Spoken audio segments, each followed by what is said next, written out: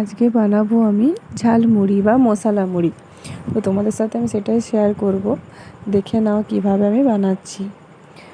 প্রথমে মুড়ির মধ্যে তেল নিয়েছিলাম, আম তেল নিয়েছিলাম। তো ওটা ভিডিও করা হয়নি। এই দেখো আম তেলের টুকরো রয়েছে আমের। তো তেলটা ভালো করে মেখে নিলাম। এবারে আমি স্যালাডের মধ্যে নিয়েছি ধনে পাতা কুচি, গাজর কুচি, শসা কুচি, পেঁয়াজ কুচি, মূলো কুচি আর কাঁচা লঙ্কা কুচি। আর এখানে তোমরা ভেজা ছোলাও মেশাতে পারো। তো আমি ভেজা ছোলা মেশাইনি, আমার ছিল না সেই জন্য। তো সেগুলো ভালো করে মিক্স করে নিলাম, ভালো করে মুড়ির সাথে মেখে নিলাম।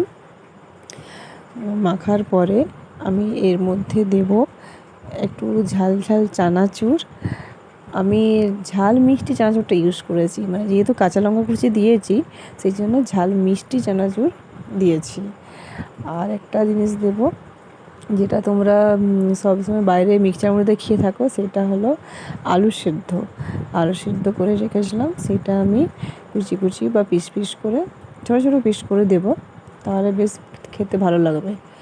আর যেহেতু চানাচুরের মধ্যে বাদাম ছিল সেজন্য আলাদাভাবে বাদাম ভাজা দিইনি। তো তোমরা বাদাম ভাজা মেশাতে পারো। তো যাই হোক, আমার এই ঝালমুড়িটা সবাই খেয়ে বেশ ভালোই নাম করছিল।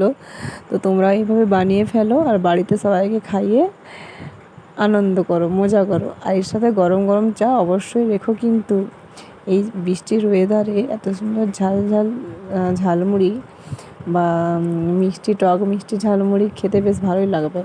আম তেলটা বেশ ভালোই লাগছিলো খেতে। আর একটা কথা, তোমার এর মধ্যে টমেটো কুচি দিলেও খুব ভালো লাগবে।